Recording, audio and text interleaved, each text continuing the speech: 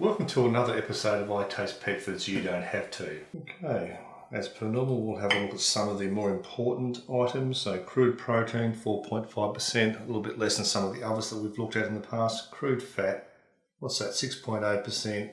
And metabolizable, I'll get the word right this time, 80 kilocalories per 100 grams. So that's not too bad. Now, this one does say it's chum with chicken. So let's have a look at the ingredients here. It's got meat, and in brackets it's got chicken, beef, lamb and pork. On the front here it does say it's 100% complete and balanced. It's meat as the number one ingredient and fortified with vitamins and minerals, and certainly the ingredients list would tell us that. So just a reminder once again, as we do with all of ours, this is pet food only. It's not packed for human consumption. So I taste this so you don't have to.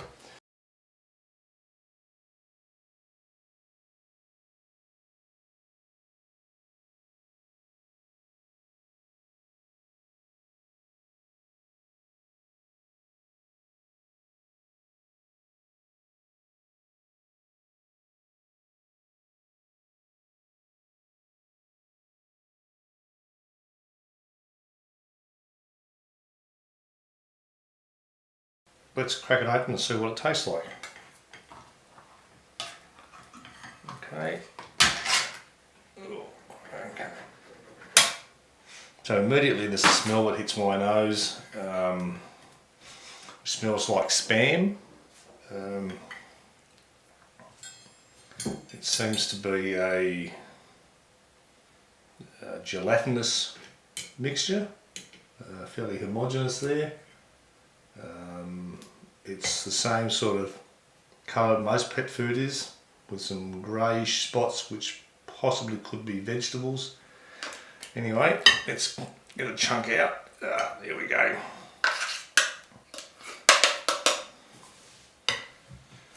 So there we go. Could be brains, it could be anything.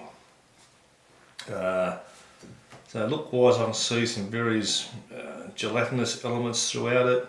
It slices very well, so definitely, as it says, it is so chumpy, so chumpy you can carve it. Well, you could carve it, that's good.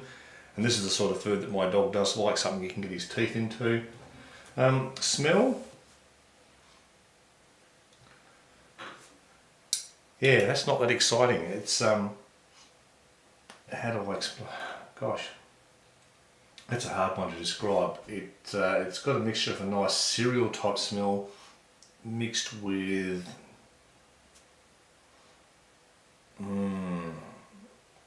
probably if you had a steak in the fridge and you left it in there for a couple of days and pulled it out. Not a bad smell, but not necessarily a nice smell either. Alright, taste wise, let's try some. We'll try this chunk. Okay. It's not salty. It's definitely got more flavour than the pedigree one I tried last. There's actually a bit of flavour to this one. It's slightly sweet. No aftertaste. And a slight bit of flavour. So it's got some flavour. It's not overly flavourful, but it's not too bad. Texture wise, it almost tastes creamy, but I've still got those little crunchy bits in there I found in the pedigree, which could be mineral, crunched up bones, or it could be some sort of calcium or something else. But nowhere near as much. It's a lot smoother taste, and so it's almost creamy.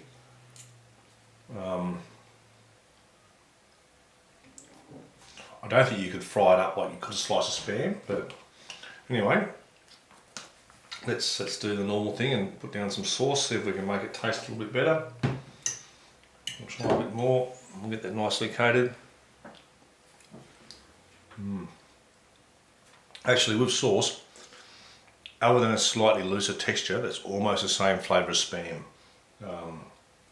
Or certainly the generic Spams that I've tried here.